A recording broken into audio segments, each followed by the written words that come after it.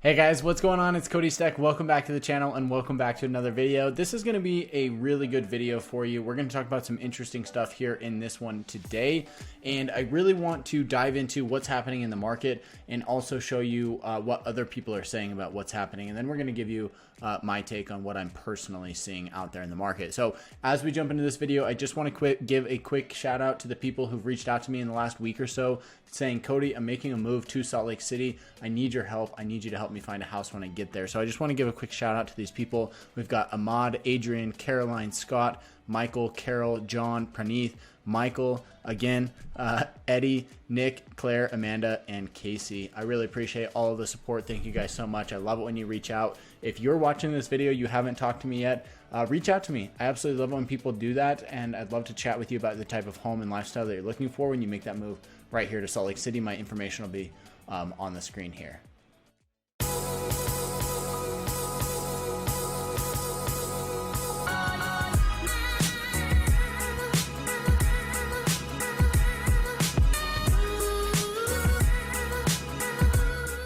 All right, so that being said, let's go ahead and jump into this. We're going to actually be taking a look at this article here together that just came out from Market Watch. So this says, wealth creation through housing is not guaranteed.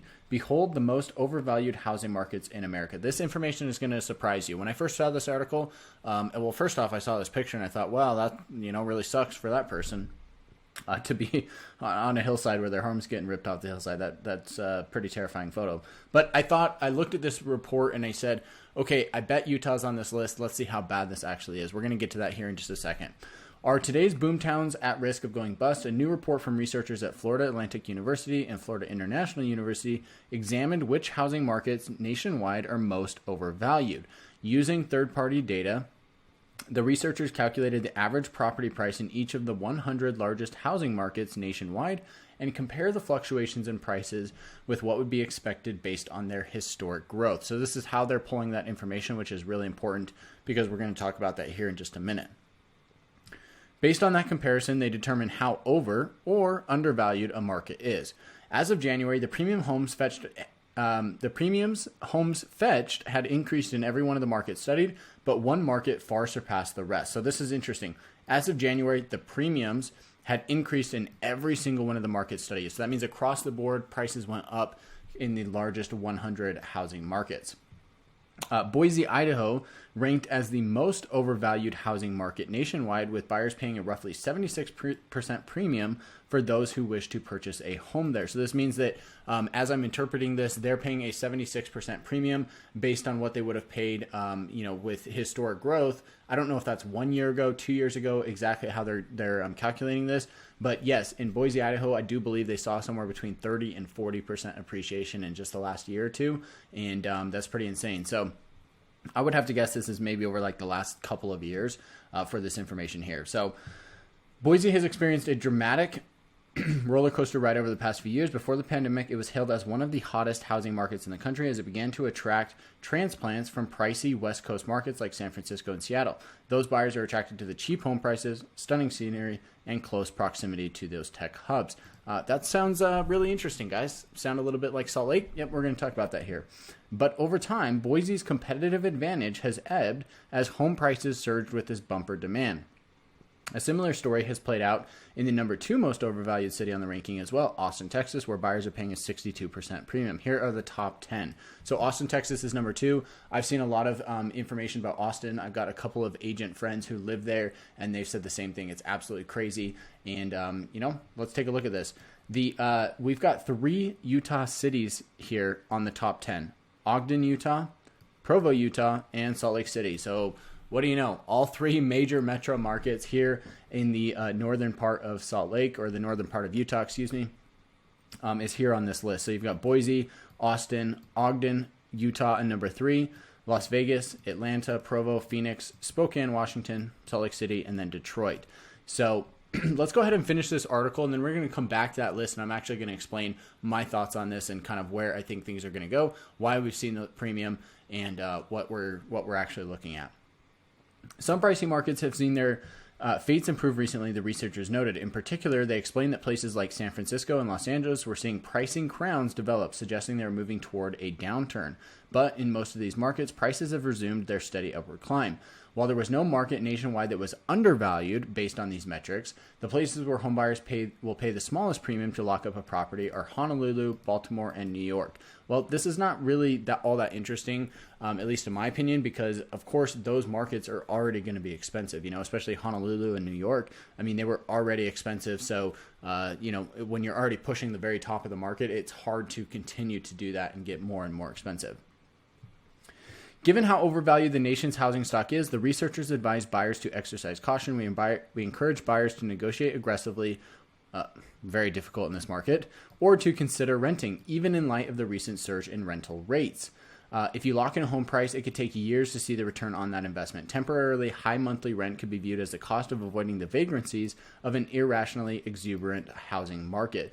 The researchers pointed to Miami as an example for their argument. During the market's peak in late 2006, buyers there paid nearly $340,000 on average to purchase a home, and only now are many of those buyers able to sell their home for a profit. So this is really interesting information, guys. The one thing that I have to point out about this is that here in Salt Lake City and just northern Utah in general, even all of Utah, and a lot of those cities that were on the list, not all of them, but a lot of them, were undervalued to begin with. This is something that I heard somebody say about Utah very recently. They said, you know what? Utah's really kind of been undervalued, and a lot of this growth has been coming over the last couple of years because of, mostly because of the pandemic, but people are realizing, look, Salt Lake City is a great place to live. We've got an awesome cost of living. Yes, housing's getting expensive. It's getting overvalued by the terms of this market, or this article, I mean. And so, yes, it is getting expensive, but the cost of living otherwise is really, really low. Groceries is low, utilities are low. There's tons of stuff to do outdoors that's free. You don't have to pay for anything, right? So that's kind of a quality of life more than a cost of living. But everything that there is out there is extremely affordable to do. And, people are finally starting to realize that. They're realizing, hey, I can live in Utah and I can be 30 to 60 minutes to literally any outdoor activity that I want. And I can go out there and have fun, and it's not going to cost me a whole lot, especially things like hiking or climbing. Those are things that are free, right? Go play on the lake. That's free. So this is something that I think a lot of people are starting to figure out is like, look, Utah has a lot of opportunity for outdoor recreation as well as for jobs. When it comes to healthcare and tech, there's a lot of jobs in these areas as well. So that's something that's kind of important to keep in mind when it comes to Utah and to Idaho and even Austin, Texas. These are great places to live, and that's why people are flocking to those areas. When you look at other cities such as Los Angeles or San Francisco or whatever, I mean, those areas have high crime, not the greatest schools, lots of homeless people. I mean, they've got issues, right? Taxes are high. That's a whole nother issue. Of course, when you look at other cities, even in the Northeast or whatever, there's a lot of places out there that have issues, and people are realizing, you know what? I'm tired of this. I need to move to a place that's got a better cost of living, a better quality of life, and Utah is therefore on this list. So let's jump back in here and take a look at these percentages, because this is really interesting.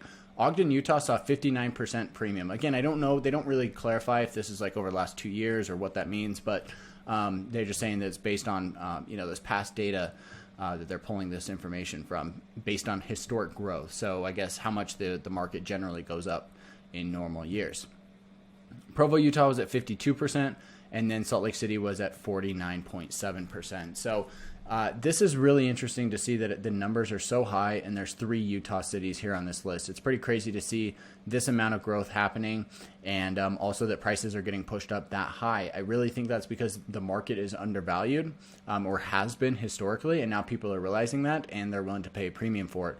Also, when there's a lot of high-paying jobs in the area, that ultimately does push housing prices up, because you get a large influx of people who can afford these higher prices and are willing to pay for it, and therefore it pushes it up. The way that the housing market is here in Utah is we don't have a ton of land. We're spreading out very, very wide, and they're going to continue to spread out wide. And what that does is it pushes the land that's closer into town or in the more desirable areas. It pushes those prices up because there's just not as much of it as people would like. So the way that Utah has been built, especially anything built 10 plus years ago, a lot of it was single family homes. Now they're building a lot more condos and a lot more townhomes and single family homes on small lots. But anything like 10, 20, 30, 40, 50 years ago was all basically almost all single family homes built on large lots. So it got spread out and built out very, very quickly. And this is what caused, the more premium land, the more premium areas close to the mountains, close to downtown, to rise in price very quickly. Now, I do think there's still some areas for opportunity. They said, hey, we anticipate or we encourage buyers to negotiate aggressively or to consider renting. I still do think there's opportunity here in Utah for prices to continue to climb. I really do. I think because of what we have to offer here, we're very business friendly, lots of opportunities with jobs, lots of opportunities with outdoor recreation, a great quality of life.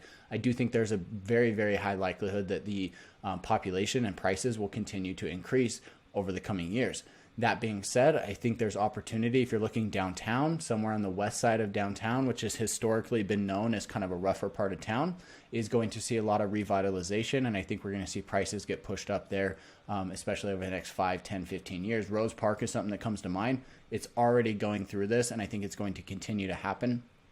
And you're going to see that those premiums that you pay for property there is going to continue to increase just because of its proximity to the downtown area. So that's one thing that comes to mind. Another area that comes to mind is Bluffdale or any of the areas around the southern end of Salt Lake County. That's going to be a massive area that sees a lot of increase because you're going to have a lot of tech jobs. You also have the prisons that's going to be torn down there probably in about, I think, 2 years. I think it's 2024 is when they're planning to tear that down. And that's, I believe, 640 acres. I know it's over 600 acres there on the prison site that's going to be developed into houses, office buildings, parks, shopping centers, townhomes, condos, everything you can think of. They're going to have a little bit of it there in that area. So anything around the south end of the valley, I think, is going to be prime real estate for many years to come. So those are where I think the opportunities are. When they really say these things like, hey, we encourage buyers to negotiate aggressively, that's really tough. I'll be honest with you guys. The last, probably 20 to 30 offers I put in for clients, we're offering 8 to 10% above the asking price, waiving the appraisal, waiving inspection a lot of times. I mean, we're going in very, very aggressive and not in the way that this guy is, recommending people to do. That being said, that's just what it takes to get into this market. Now, in addition to that, he says, or to consider renting. This is really interesting because I do have to agree, that's not in my best interest. I do not, unfortunately, work with renters just because it's not common practice for us here in Utah, but I don't work with renters. And I have to be honest, I think that renting could possibly be a better option, in the short term. If you're looking to buy a house, if you're looking to get into the market and you're looking to hold on to that home long term and make a financial investment, then yes, buying is going to be your best bet as long as you plan to hold on to that property for the long term because it will be a good financial investment. But if it strictly comes down to like, hey, what's your monthly payment and what do you get when it comes to, the best bang for your buck? Right now, renting actually looks pretty exciting, right? Because you can go out there and let's say you buy like a $400,000 home. Well, you're going to be paying, if you put 5, maybe 10% down, you're probably looking at a payment in the low 2,000 range.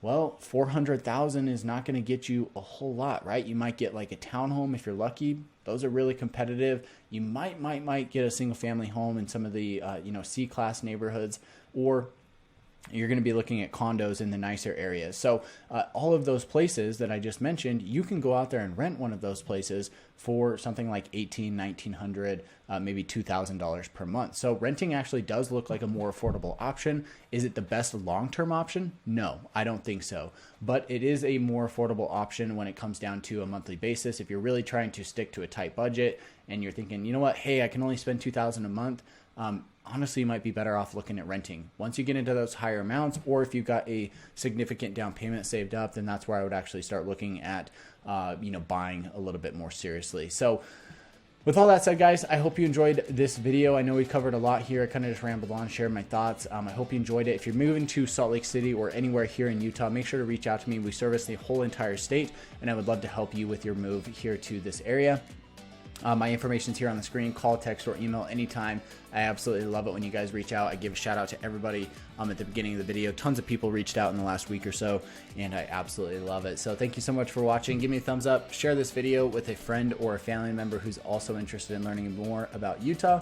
And with that said, we'll catch you in the next one.